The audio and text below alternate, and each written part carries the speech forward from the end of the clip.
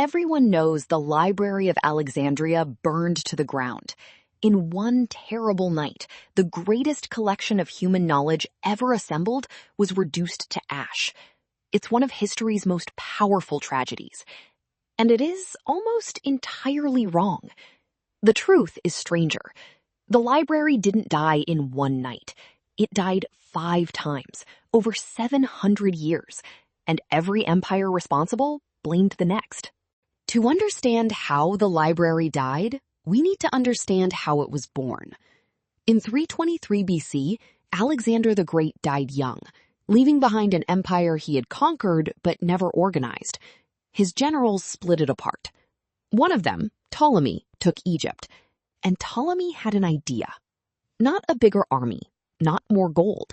He wanted every book that had ever been written.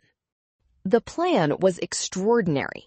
Every ship that docked in Alexandria's harbor was searched, not for weapons, not for gold, but for scrolls. Any book found was taken to the library, copied by scribes, and returned. Sometimes. Ptolemy's men would often keep the original and send back the copy. At its peak, the library held perhaps 200,000 scrolls, nearly every important text of the ancient Mediterranean world. Death number 1. 48 BC. Julius Caesar, trapped in Alexandria by an army loyal to the young pharaoh Ptolemy XIII, made a desperate move. He set fire to the enemy's ships anchored in the harbor. The fire spread beyond the ships. It reached the warehouses on the docks. And inside those warehouses were 40,000 scrolls, waiting to be cataloged. This is the fire that everyone remembers. But the main library, deeper inside the city, survived. What burned was the annex. Painful, yes. Catastrophic? No. The library recovered. Scholars kept working. New scrolls were commissioned. Alexandria remained the intellectual capital of the world. But the wound was set, and the next blow would come 300 years later. Death number 2. Around 270 AD, the Roman Emperor Aurelian was reconquering Egypt from a breakaway queen named Zenobia. The battle came to Alexandria's royal quarter. That was where the main library stood. When the fighting ended, the palace district was in ruins, and the library, or what was left of it, was gone. But the story does not end there, because Alexandria still had a second library. Deep in the temple complex of Serapeum, called the Serapeum, was a daughter library. Tens of thousands of scrolls copied from the original. When the great library fell, the Serapeum became the last vault of ancient knowledge. Scholars fled there. Manuscripts were smuggled in. For over a century, it kept the flame alive. It survived Roman politics, plague, and civil war.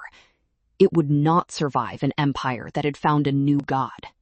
Death number 3. 391 AD. Christianity was now the state religion of Rome. The Emperor Theodosius issued a decree. All pagan temples were to be closed.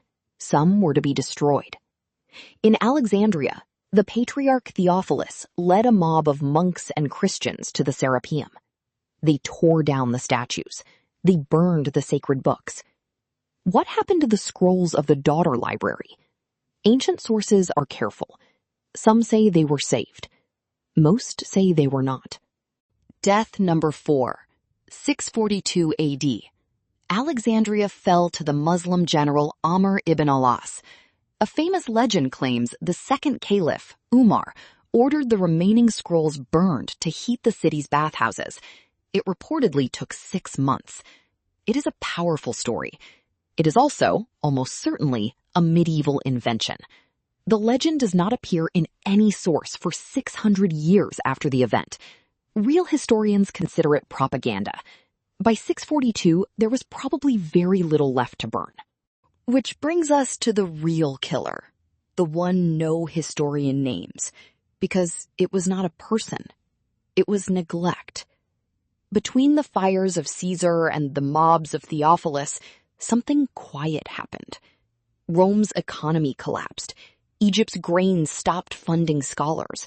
Papyrus rotted in humid warehouses. And a new technology arrived that changed everything. The codex, the bound book.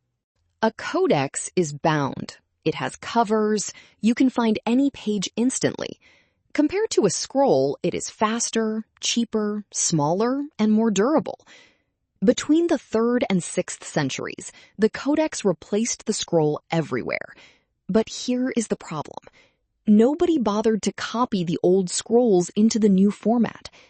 200,000 scrolls of ancient knowledge simply were not converted. They rotted in place. This was the real death of the library.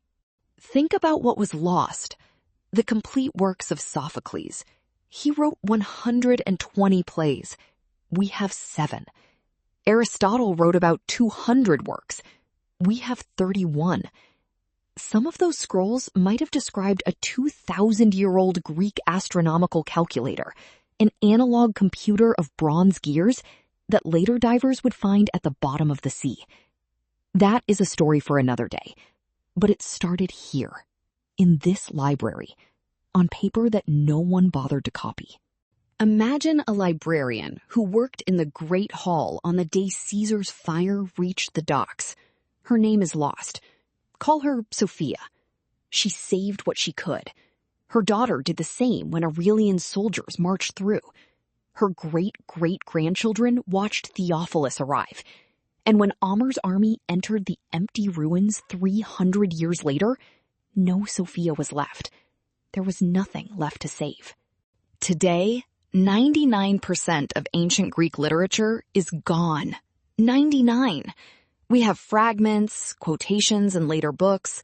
Sometimes a scroll survives because it was buried in a rubbish heap in an Egyptian desert, dry enough to preserve papyrus for 2,000 years.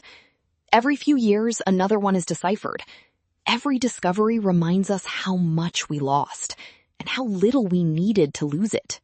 The Library of Alexandria was not murdered. It died of neglect, spread across 7 centuries, blamed on fires that were only chapters in a longer story. There was no villain. There was no single night. There was just time and indifference and a civilization that forgot to care.